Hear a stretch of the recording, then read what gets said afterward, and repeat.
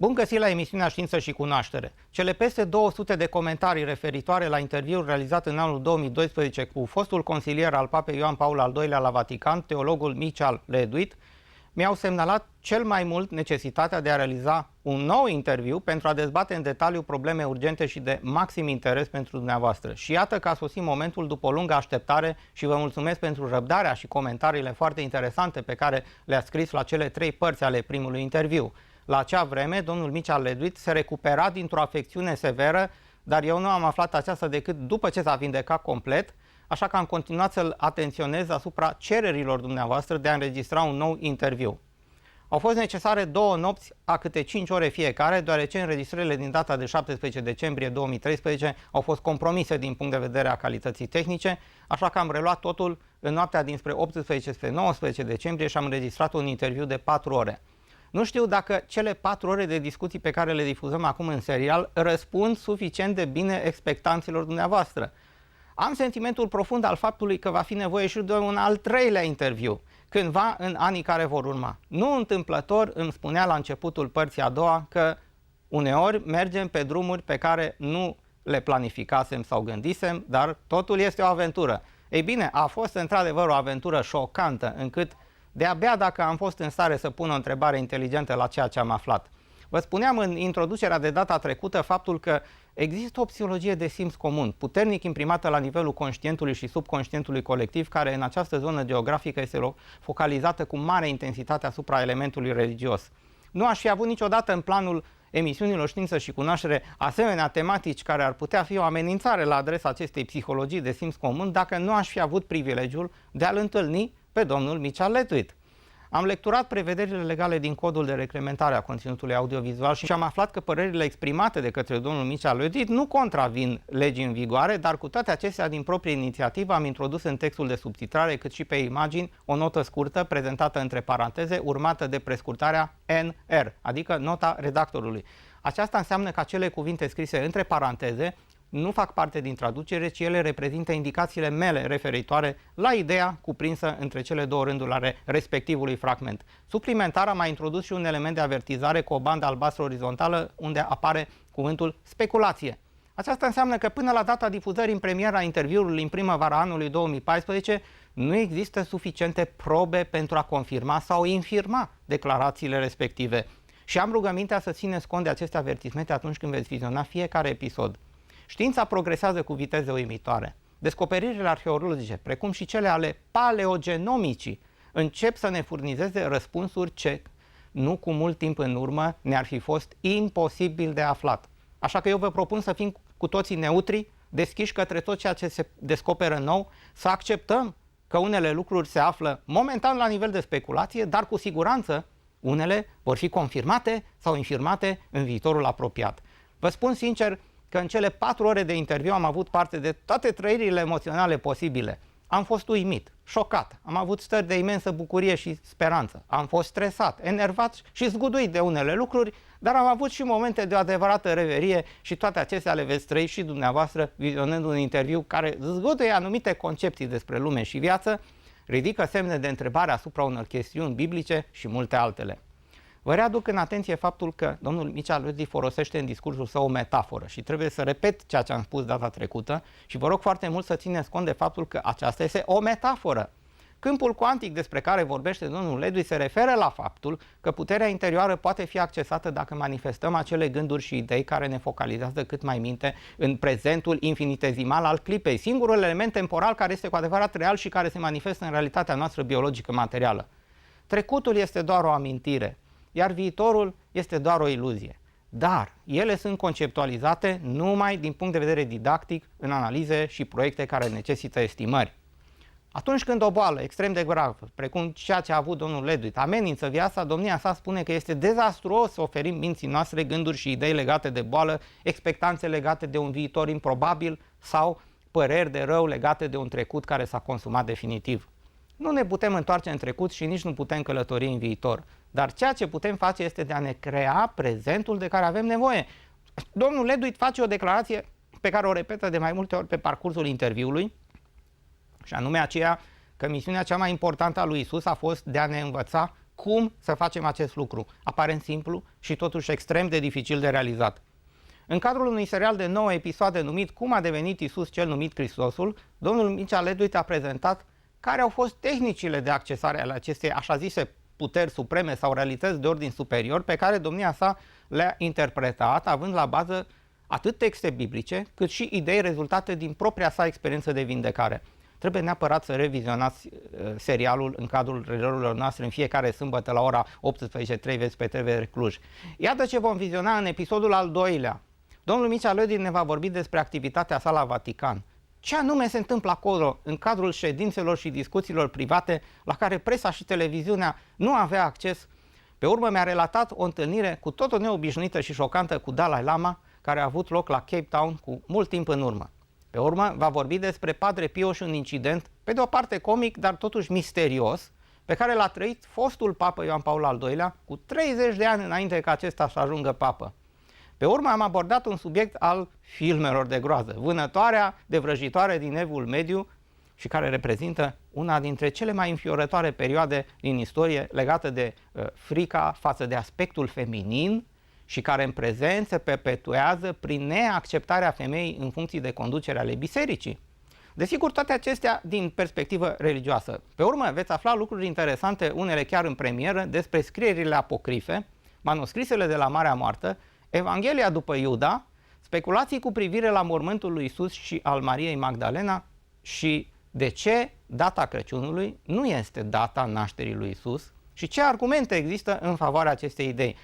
Având în vedere faptul că emisiunile se vor păstra ulterior și pe internet, am inserat în dreptul fiecărei imagini de ilustrație sursa originală de unde puteți afla mai multe informații despre subiectul discutat.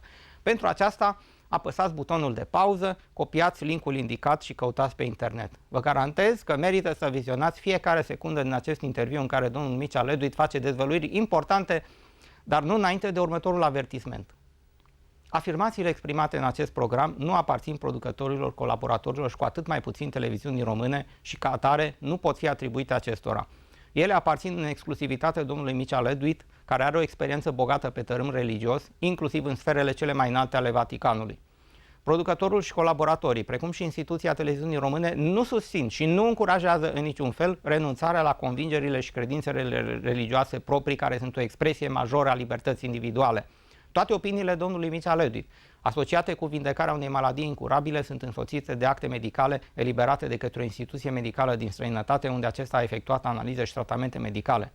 Ideile și părerile prezentate de către invitatul emisiunii nu trebuie considerate ca fiind sfaturi medicale și nu pot fi folosite pentru diagnoza sau tratamentul lor afecțiuni.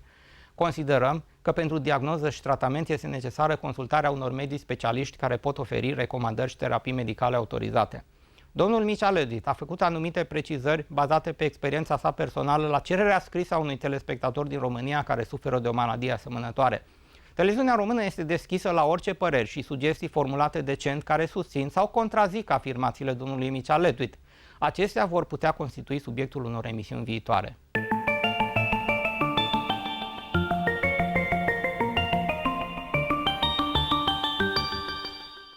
Dear Miceal, welcome back to our second long interview on science and knowledge here on TVR Cluj, Romania for part 2. Christian, I'm delighted to be back to continue this very exciting series.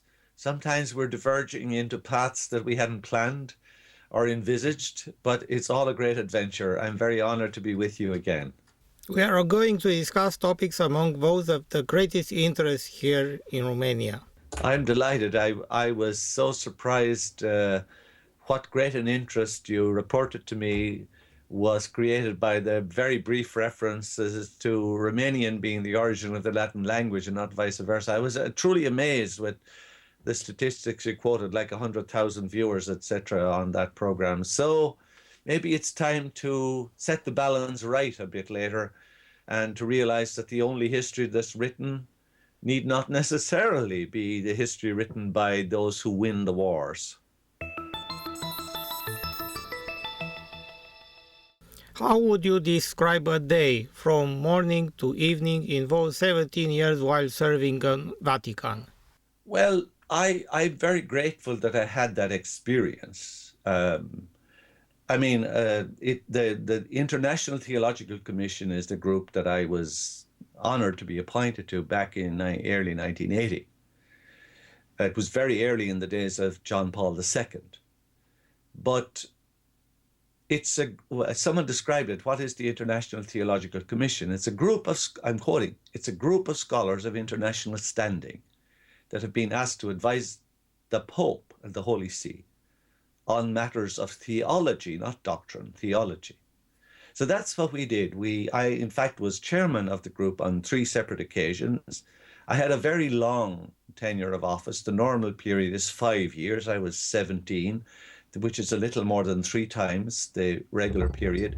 The reason why we had that extra 2 years is that early on in our time there, as you may remember, John Paul II had an assassination attempt and was shot in St. Peter's Square. So the members were extended. They weren't reappointed. So we got 7 years, the first round. So all that being said, the way we worked was that we would come to Rome, usually for a long meeting, maybe a week or 10 days, one time in the year. Then we met periodically in separate groups. We met in Europe, we met in North or South America, we met somewhere else maybe, another few times. And of course we corresponded greatly, especially with email and all that, which was in by that time. There was an enormous amount of communication to and fro. So basically we were either given a topic by the Pope himself that he wanted some advice on, and then we would, if you were the chairman, as I say, I was this 3 times, you would look at this topic, you would assign maybe 10 aspects of the topic, and you would ask a member of the commission to study in depth, because they're all very qualified scholars, to examine in depth, depending on their own field of expertise, what the best way of approaching this would be. We would toss that around in the meeting in Rome. The head of the commission was the head of the Congregation for the Doctrine of the Faith, the old inquisitor of the Catholic Church, which in my early time was Cardinal Shaper from what used to be Yugoslavia. Then he was taken over in a little over a year by the German cardinal who was head of the congregation, Joseph Ratzinger, who succeeded Pope John Paul as Pope. So for 16 of my 17 years there, Joseph Ratzinger was head of our commission. So we would meet from morning till, well, we usually met from around 9 in the morning till about 7 p.m. And then we went and did our own work, whatever we needed to do. We met again the next day, the same for the solid week. And by the time we left Rome, because we would put our findings and our suggestions before the entire group for their comments, which was often very comical and very informative and very humiliating sometimes for somebody who ventured in where angels fear to tread. But anyway, after a thorough, tossing up of all of the topics, we went home to our own places. We communicated by email or mail or whatever was available. We met in regional groups, say in Europe or America or somewhere else. And then we all came back to Rome, maybe it might have been a year later, when the entire document was put together by the chairman. He wrote the text, and it was in the first day or two of the meeting. The text of the previous year's work was voted on, amended, altered whatever way, and then the final text would be voted on. We gave that to the Pope. It was up to the Pope then to do with whatever he wanted to do with this. The Pope could give us topics. Normally that was the way. Or members of the commission could come up with topics, and they'd say to the Pope that this is what we think should be done. Do you remember any important incidents, meetings, or events while being there? Yeah, I think what I mentioned to you of significance with meeting the Dalai Lama, I've met the Dalai Lama many times, but on one particular occasion, I met him in South Africa. I was down there speaking at a parliament for a conference of world religions. And to the best of my, what did I say? I can't remember exactly. I better not say a year, but it was in Cape Town. It was somewhere I think in the mid-90s. But I was staying in the Mount Nelson Hotel, which is an old hotel, but a very wonderful hotel in the midst of Cape Town. And the Dalai Lama was also speaking at the same conference as I was speaking of. And one horrific realization I had at that conference was that I knew that there was an enormous diversification in Christianity. I mentioned to you in the last interview that, until the Western Schism split in 1036 and the Western Church and the Eastern Church separated, there were lots of fragmentation prior to that, but this was the first really major one. But after that, of course, especially since Martin Luther and John Calvin and Zwingli and all the others, until that came about, there was basically one church. Now I discovered to my horror in Cape Town that there were, at that conference, there were 20,000 different denominations, churches, and communions represented at that one conference. I knew the divisions were bad, but I never realized exactly how bad until now that there are 20,000 different interpretations of the mission of Jesus Christ. But I have to say that most of them are just variations on a single theme. None of them have got in light years of understanding what the true message of Jesus was, despite their multiplication of sects and congregations and groups and churches. The definition of a church is that those who preserve the continuity with Jesus Christ by the laying on of hands in ordination.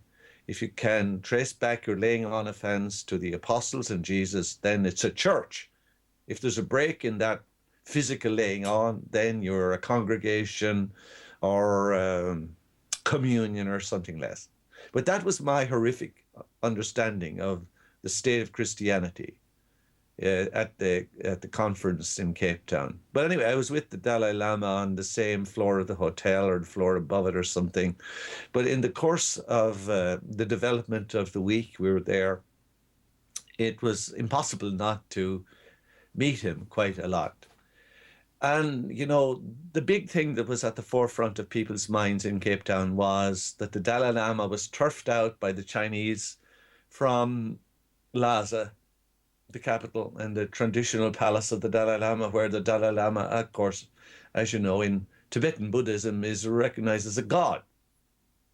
So the Dalai Lama was turfed out and had to go into exile in northern India. And as you know, there's a lot of machination of the Panchen Lama, his designated successor, for the state to control who's going to be the next Dalai Lama. So now we're going to have fragmentation of Tibetan Buddhism, just like you have with 20,000 versions of Christianity. But anyway, the whole conference, insofar as it was focused on Tibetan Buddhism, was lamenting about the Dalai Lama being turfed out, which was a horrible thing. There's no ambiguity about that possible. But I said to him one day, I said, given all that's been said here, which is all true, don't you think, let's say, in the providence of God, it was actually a good thing that you were thrown out of Tibet? Ooh. Because if you had not been thrown out of Tibet, your message would not have reached the whole world the way it has in the last 2 decades. And you would not have had all those Hollywood movie stars who win the Academy Awards, etc. You wouldn't have them embracing Buddhism. If you had stayed in the palace in Lhasa, none of this would have happened. You'd be catering to an isolated group in Tibet at a high altitude. And that was as far as it would have gone. So I would say for the box to be smashed open, you had to be turfed out. And that this was a good thing for Buddhism and perhaps even for yourself. There was a horrible long pause. And I thought maybe he's going to say, how dare you, you insignificant upstart. I didn't know what he was going to say. It's walking the plank and hoping there's not a steep drop at the end of it. He said, you know what? You're absolutely right. It was the best thing that could have happened to me. Anyway, that was a memorable moment from my conference, apart from realizing how fragmented Christianity had become, which I'd never realized it had reached that level. The second remarkable thing for me was his statement that sometimes, the worst things imaginable that can happen to us, and we can look at it from various aspects, from the standpoint of historical continuity or the conservation of this tradition and all our sacred customs. That's one vantage point. But if you go back to the heart of the matter, what did the Buddha Gautama entrust to those who came after him? It was basically what the Dalai Lama is now doing. Whereas if the Dalai Lama were still, in a cocoon, I say that with the greatest respect, in Lhasa, the tradition and the customs would all have been preserved. But would his message of liberation get out to the world? It couldn't have got out to the world without this, really tragic event in history. So when people can't get their act together to make the break themselves, sometimes that awful phrase, the universe, has to do it for them, or their God has to do it for them. Did you personally met or have any information about Padre Pio? Can you tell us about him? Well, I never met Padre Pio personally, unfortunately, but I do remember the present Pope, or not the present Pope, but Pope John Paul II, did meet him as a young man when he was a student priest in Rome. And he did tell, I don't know who he told it to me anyway, an incident when he went down to meet Padre Pio in wherever he lived, I forget the name of the town, the little town. But the later Pope, what's that? What was it? Yes, that's where he went. Anyway, the man who was later to become Pope, who was about 26 or 7 years of age at the time, dressed up in his best, his long black cassock down to the ground, brushed it off, took all the piece of fluff off, and was in absolutely perfectly dressed to meet Padre Pio. So they got out of the train. This is the words of the Pope himself. He got out of the train. There had been a big thunderstorm the previous day. There were lots of ruts in the ground. It wasn't a paved road. And John Paul, Carl Wojtyła, tripped over one of these ruts and fell flat on his face in the mud. There was no time to change. He had nothing to change into anyway, because he was a long way from his room in Rome as a student priest. So he picked himself up, and his companions, made the best of a bad lot. And they went in to meet Padre Pio with the future Pope covered in mud down to the ground. Anyway, Padre Pio that day told him that he was going to be Pope. He told him that there would be an assassination attempt on his life, and that there would be a second, which would be successful. Now, we know that the second didn't occur, or at least, obviously, the Pope didn't die. So that was quite astounding to me. I don't know what age. He was 58, I think, when he was elected Pope. So that was 30 years prior to his being elected Pope. And then the assassination attempt, as you know, was in 1980, in May, on the anniversary of the apparition of the alleged mother of Jesus at Fatima. It wasn't the mother of Jesus. It was real, though. But he was shot on that day, and he regarded himself as having been preserved from death by whatever forces were active for the evolution of humanity, which wasn't the mother of Jesus, which didn't come from the church. Yes, you are correct. We had discussed this topic in December 2012 in our second part interview. Oh, did we? I've forgotten that. Yes. Okay. Now we are going back to Middle Ages history. Oh, dear. Did you read anything in the documents about the so-called witch hunt in the European Middle Ages? Well, I never read anything in the Vatican archives about that, but I mean, there's a multitude of other archives about it. And I think the lesson that you and I and everyone who's listening to this needs to realize is that it showed the worst of human nature. In other words, this tendency we all have to feel threatened and to exteriorize what's actually within me onto helpless, sometimes totally innocent victims outside. That's what the witch hunt of the Middle Ages, which was a crime against humanity to the extent to which it occurred. Because anyone who was in any way different, especially women, I suppose it's one of the aspects of the fear of the feminine, which has dominated the whole of Christian history. For example, let's say, I know I'm diverging from the point here again. For example, the present Pope Francis, he has, ruffled a lot of feathers and pleased a lot of people who have no feathers by some of the things he has said and done. He's being very nice about things, very understanding, very kind, very charitable. He even said, to the horror of someone I saw on CNN last night, he said you can go to heaven without being a Christian. Is that heresy? Well, I think it might be. Of course, it's a truth. No one ever said that you had to be a Christian to go to heaven. Are you going to abandon the entire multitude of the inhabitants of the human race before the coming of Jesus to bottomless perdition because they didn't hear his message? His message was there before he came. He was already representing what had been repeated a multitude of times prior to him. But leaving that aside, supposing no one had even heard any of those messages prior to Jesus, are you still going to believe the incredible proposition that if you don't do this and that and the other thing, you're going to go to hell and burn for all eternity? I mean, if I have lived all of my life in utter sincerity, with integrity, am I going to go to hell and burn simply because I haven't signed up under Jesus? I mean, Jesus will be the first to condemn that view. So what has Pope Francis said? He has said something that needs to be said. Is it revolutionary? No, it's not.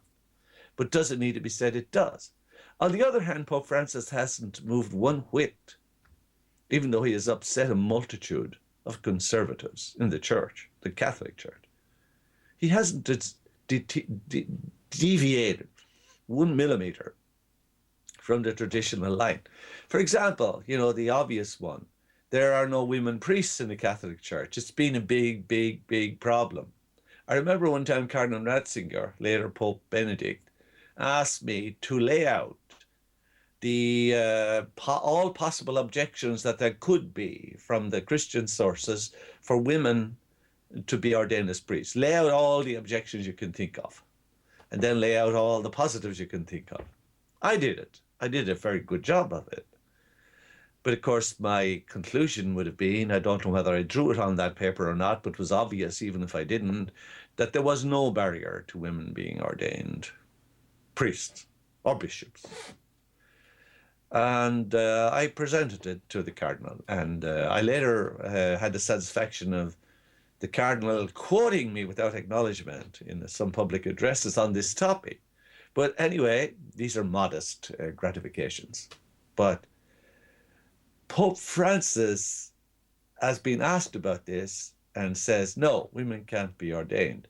What's the main reason why? One of the ones I adduced, that Jesus apparently, in the tradition, now I say apparently, and I stress apparently, only ordained the laying on of hands men. But you know what? That is a particular tradition. We don't know if that's the case.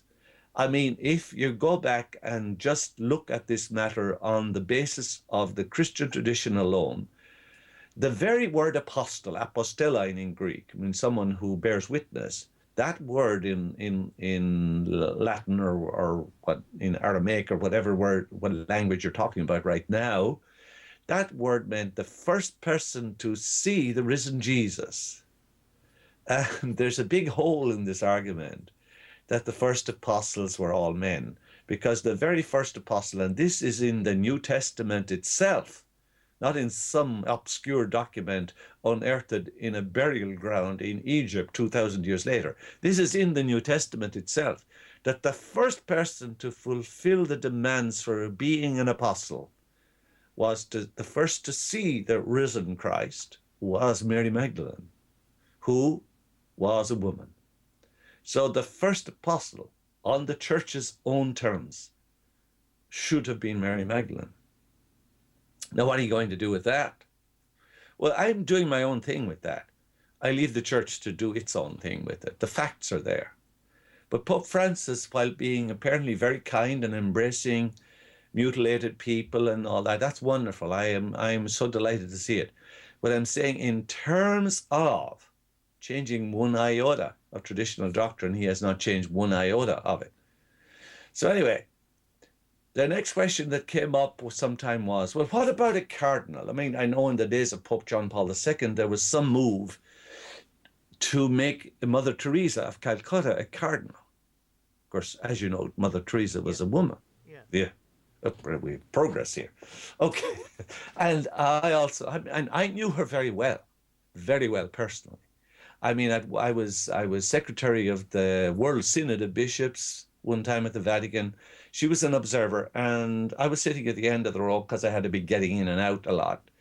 And she was beside me. So we sat together for 3 solid weeks, morning till night. You get to know a person pretty well. She came to Ireland to see me, came to our college later, and so on. So I knew Mother Teresa very well. If there's anyone, who deserves to be a saint, it would be her. After her, John Paul II deserves to be a saint, in my humble opinion. I still hold that opinion in the end of 2013. But all I'm saying is John Paul II also had a high opinion of Mother Teresa. There was some suggestion that he could break the mold and appoint Mother Teresa the first woman cardinal. Now, why would that be easier than ordaining her a priest? Because the orders of priest and bishop come from Jesus. The laying on of hands through the apostles, that comes from Jesus. Cardinals emerged for the first time in the round 11, 12, 1300. No one's quite sure exactly of the date. You can fix a date in the 1200s when cardinals were invented. They were the major bishops around Rome. So they were added to by being made a cardinal. In other words, there is no doctrinal problem with making anyone a cardinal. There are doctrinal problems with making someone a priest or a bishop. None whatever with making them a cardinal. Now, it was proposed that the present Pope Francis should make some woman a cardinal as a gesture to implement what he said about the high status of women. One thing I didn't particularly appreciate he said was, women are enormously supportive. They have a huge role to contribute to support us while we make decisions. I think that's an accurate quote. I mean, the words are not accurate, but the sense is accurate. Women have an enormously supportive role while men make the decisions. To wit, the episcopacy, the bishops, and the priesthood. That's what he said. So it's a big chance for him to make a breakthrough and make a woman a cardinal. There's absolutely no doctrinal problem to doing that. There would be, of course, a lot of feathers ruffled, but no doctrinal problem. You can't say Jesus only chose men to be cardinals, because it was 1200 years after Jesus before cardinals appeared for the first time. Is he going to do it? No. So he's much nicer. I applaud that. I appreciate that. Any change? So far, none.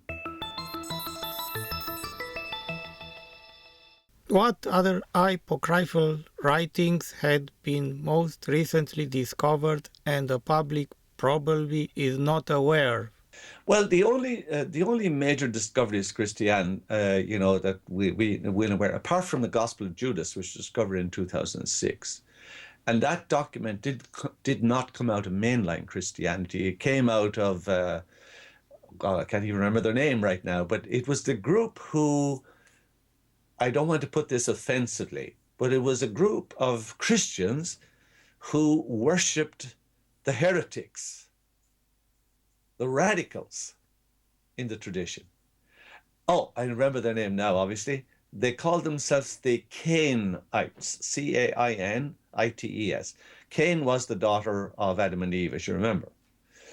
So the Cainites, Cain killed his brother Abel, so he was cast out. Judas betrayed Jesus, so he was cast out.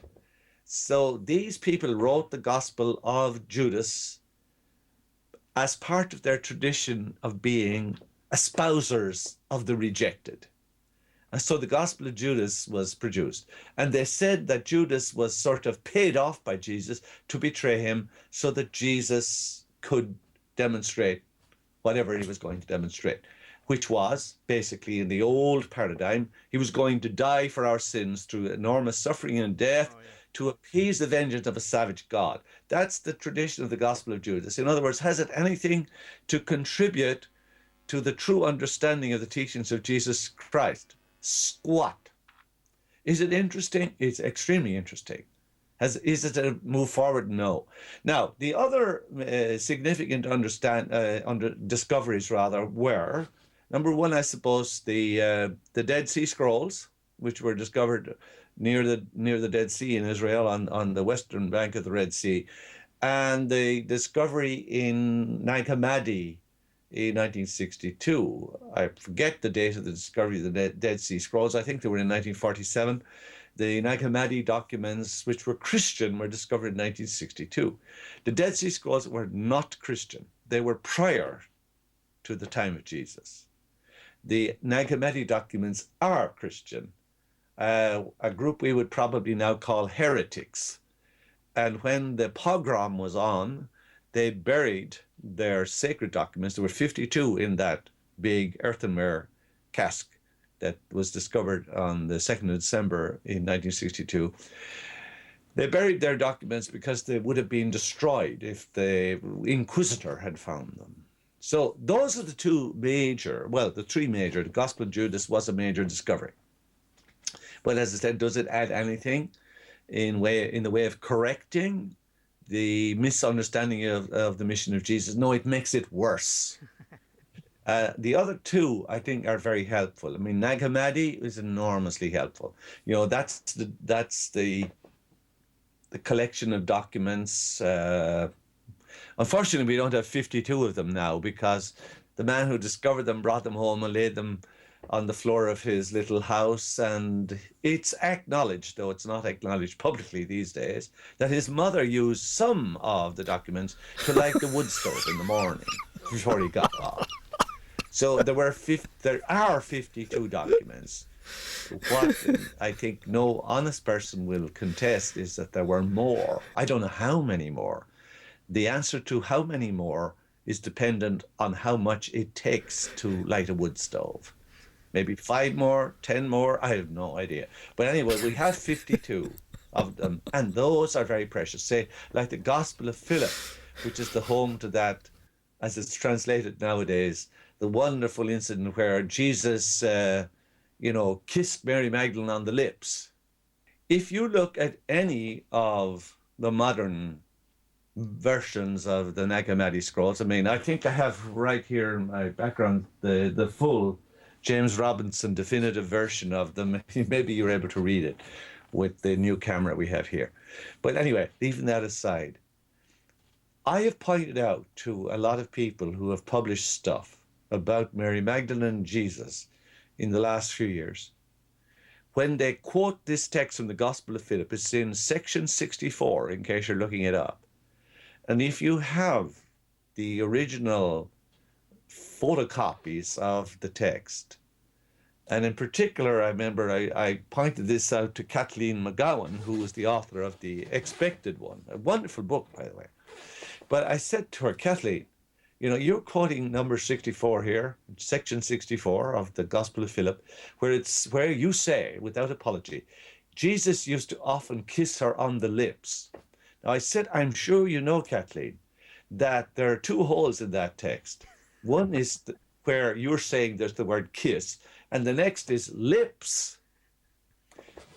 I said, it's a reasonable assumption that is what he did, but it's not in the text. There was some insect that took out those words a long time ago. So I think at least in future, when you're quoting this text, you should put brackets blank and brackets blank. But she said, and others have said it, I'm not fixing on Kathleen particularly, She said, but the Coptic, this is a Coptic document, which is the written version of Old Egyptian, but in Greek alphabet. She said, but the Coptic word for kiss fits exactly there. I said, it may. Well, I'm not saying it's not there. I'm saying you have no evidence that it's there. Textual evidence that it's there. Acknowledge you have no textual evidence. And then the next word, kiss or offer on the lips, she said the Coptic word for lips fits exactly there. I said, so do several other Coptic words, like kiss her on the forehead, the arm, the hand, the ankle, the foot, or the bum. You know what a bum is in Romanian? The posterior. Oh, yeah. He could have kissed her on any of those places. They would all fit in that part. There is no other evidence that Jesus kissed Mary Magdalene anywhere except the Gospel of Philip from Nicomedes. What I'm saying is, you're looking in the wrong place for the relationship of Jesus and Mary Magdalene. If you want to find out how Jesus was related to Mary Magdalene, you should go to the New Testament. And armed with the knowledge of how the New Testament was formed, you should realize that the people who put those documents together didn't convey, how would I call it, the substance of truth in the way that we do today. Sometimes they use allegory, sometimes they use illusion, sometimes they use metaphor, sometimes they use implication in a way we would never tolerate. So therefore, you go to the New Testament, which is the primary evidence, in my humble opinion, that Jesus was, I don't want to use a modern word to displace the word that was used. The word that's used in Coptic is koinonos. And what that means is, you know, we don't want to get into this in a popular interview like we're doing here, but if you were to translate koinonos, the best effort that I could give you is that it was an intimate relationship without, but let me see. Let's say we take marriage as one type of relationship, okay? Koinonos is another type of relationship. It's exactly the same as marriage with one condition, and that is that the offspring of that relationship cannot legally inherit titles or property. Yeah. In other words, you know, people who are not really interested in the truth want to know whether Jesus and Mary Magdalene slept together. They're missing the point because of their scatological interest. The point I'm making is you can prove from the New Testament. You don't have to go to the Gospel of Philip and whether Jesus kissed her on the bum or the head or the forehead or the lips or the feet, because all of them could fit. You go to the New Testament, where if you understand the New Testament and how it was formed correctly, it was formed in an Eastern mentality, not the Western mentality that we're familiar with. And people think if you get a good translation of the New Testament, you can read it like the morning newspaper. You cannot. It's out of an entirely alien culture. So what would I do if I'm giving you the nitty-gritty here? Jesus and Mary Magdalene were in an intimate relationship called koinonos. Were they married? No. That doesn't mean they were living in quote-unquote sin. It means there were two types of relationship for an intimate physical relationship between man and woman in those days. And they were in koinonos. Were they married? Yes. In the modern sense, koinonos means married.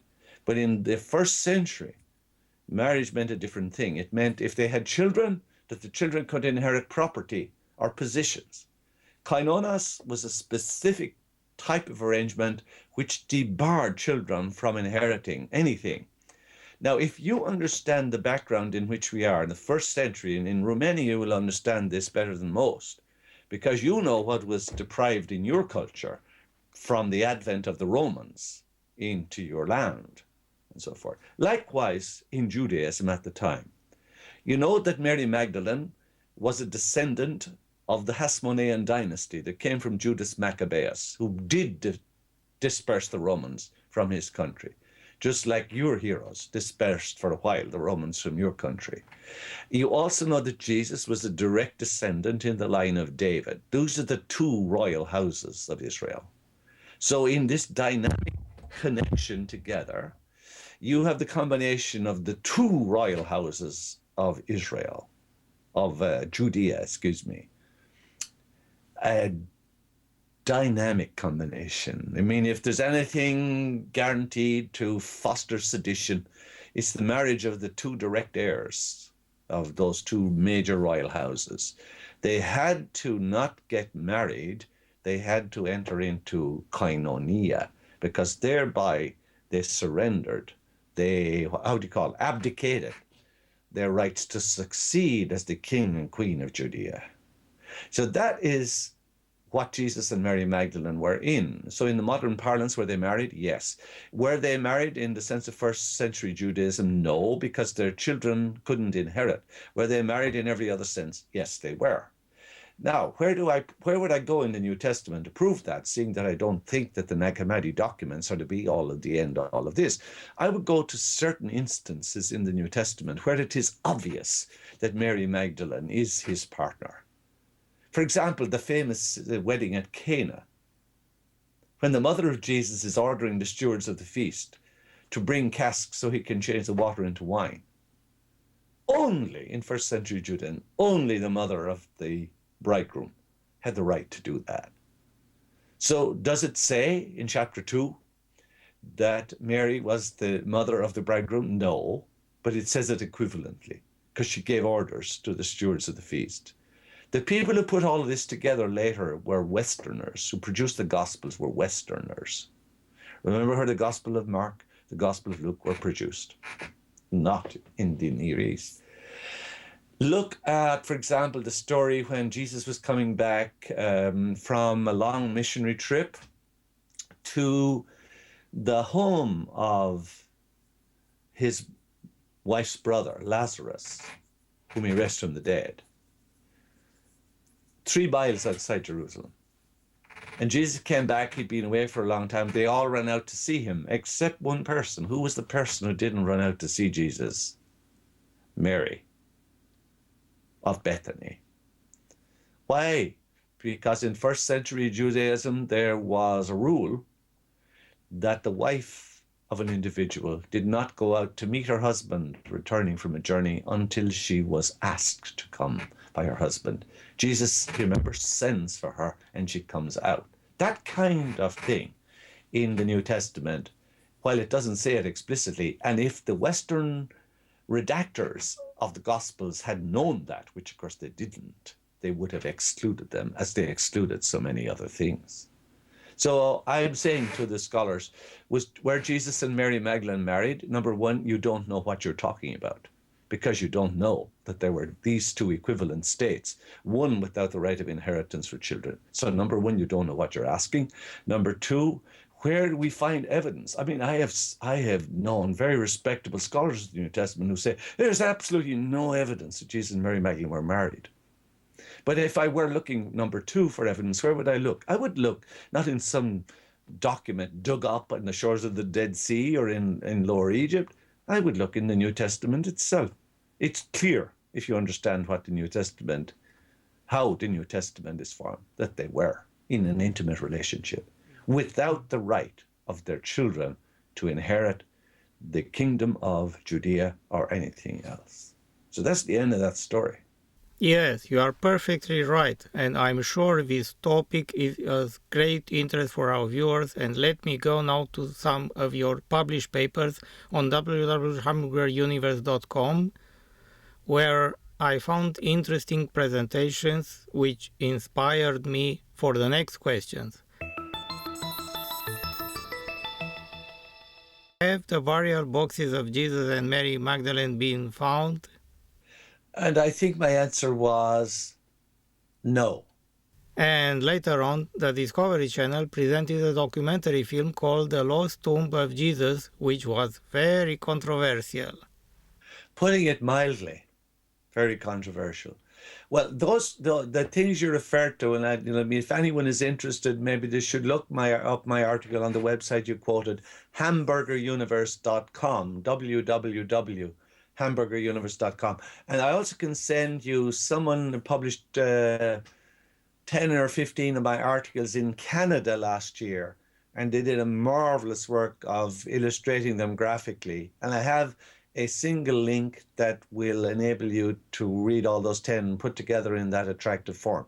But there's a lot of detail there. And of course, because the name Jesus, in the modern form, which is a Greek version of the Aramaic, was found on this. I mean, it was a very popular name in Judaism at the time. So have the burial boxes of Jesus and Mary Magdalene been found? I think the bottom line, I apologize if I appear to be curt with you on this.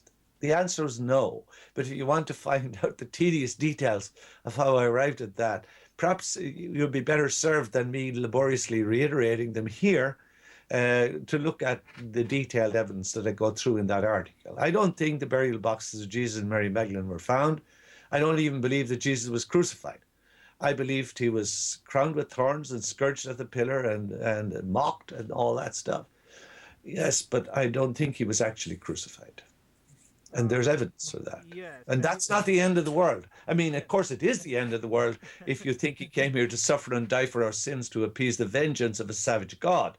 But if you have a more exalted understanding of the mission of Jesus, you're not going to get too upset about that. I've always been puzzled by some very devoted followers of Jesus, people who claim that they're absolutely dedicated to the service of Jesus. And if you suggest to them, dare to suggest to them, that he was never crucified, my God, they're up in arms. You're the worst heretic. Talk about the witch-burning era. It's nothing to what's coming. You have to be obliterated because you said Jesus was never crucified. These people who are claiming to be the quintessential lovers of Jesus in this message are now apparently so upset because he wasn't tortured and subjected to the most horrific death imaginable. Is there some psychosis at work here in this mindset? Obviously there is. It's not for me to deal with that. It's for them.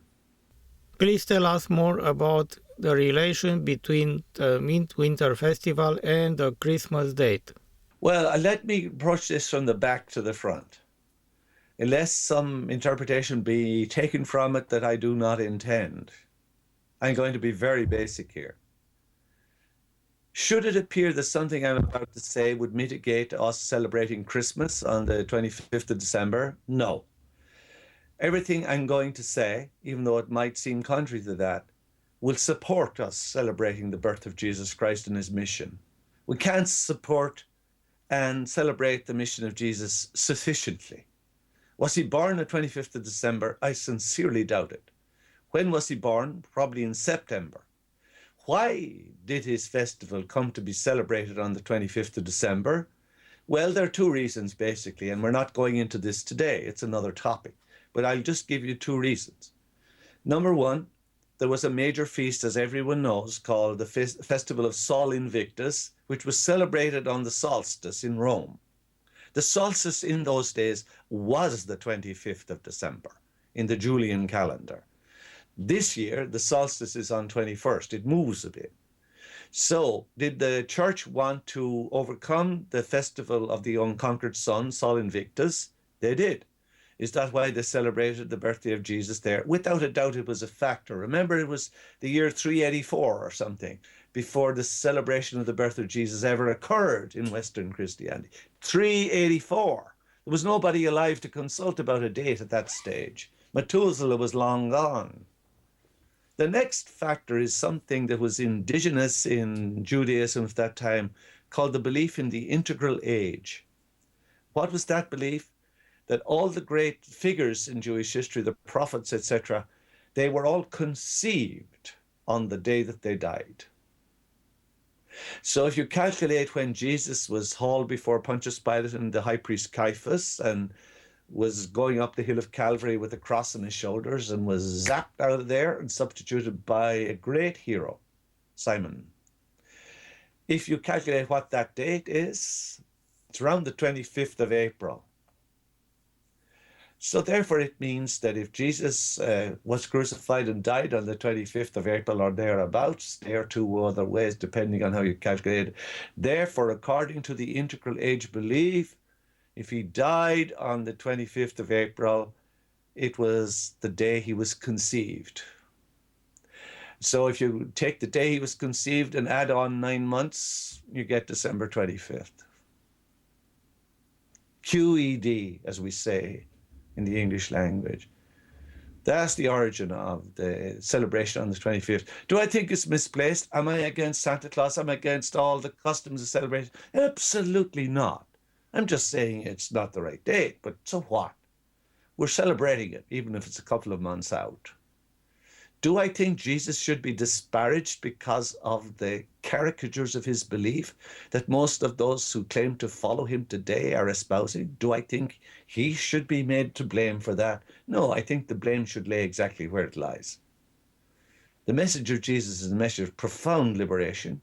He came to teach us how to be masters of the quantum field.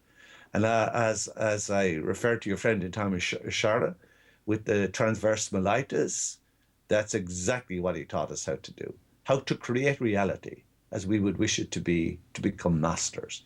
Nothing to do with spirituality, nothing to do with superstition. It had to do with physics of a more advanced kind, of course, than we still know, as your own work justifies to. Yeah. So I have even forgotten what your question was at this point. I've got so involved in this answer. No problem. Thank you very much. Thank you. I wish that back to you 100-fold.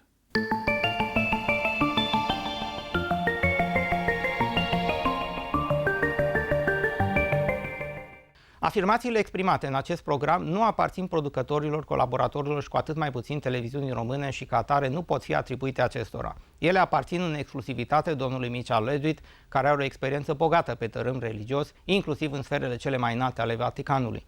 Producătorul și colaboratorii, precum și instituția Televiziunii Române, nu susțin și nu încurajează în niciun fel renunțarea la convingerile și credințele religioase proprii, care sunt o expresie majoră a libertății individuale. TVR Cluj este deschisă la orice păreri și sugestii formulate decent care susțin sau contrazic afirmațiile domnului Miceal Ledwith. Acestea vor putea constitui subiectul unor emisiuni viitoare. Referitor la ceea ce i-a spus atunci lui Dalai Lama, aș putea adăuga că exact același lucru este valabil și pentru mine, cât și pentru domnul Miceal Ledwith, care ne-am îmbolnăvit și am suferit, deoarece înseamnă că a fost un lucru bun că ni s-a întâmplat. Fără aceste experiențe, el nu ar fi ajuns să afle anumite lucruri și probabil că eu nu aș fi ajuns să fac o emisiune de știință. Pe de altă parte, nu sunt de acord cu ceea ce spune, deoarece rare ori lucrurile rele din viață ne aduc foloase ulterioare și cred că tot ceea ce prezintă un pericol la adresa sănătății și vieții noastre trebuie evitat. Data viitoare la Știință și Cunoaștere, domnul Miceal Ledwith ne va vorbi despre relicvele sfinților și rolul lor în viața credincioșilor, ne va vorbi despre o întâmplare cu Nelson Mandela, după care va comenta aspecte legate de misterul de la René Le Chateau din Franța și codul lui Da Vinci, va vorbi despre adevărata misiune a lui Isus și ce anume știa, sau mai degrabă nu știa, Apostolul Pavel despre Isus, problema salvatorilor omenirii de dinainte de Isus și multe altele. Trebuie să repet faptul că unele lucruri și idei pot fi speculații sau lucruri insuficient explorate și am rugămintea de a le considera ca atare.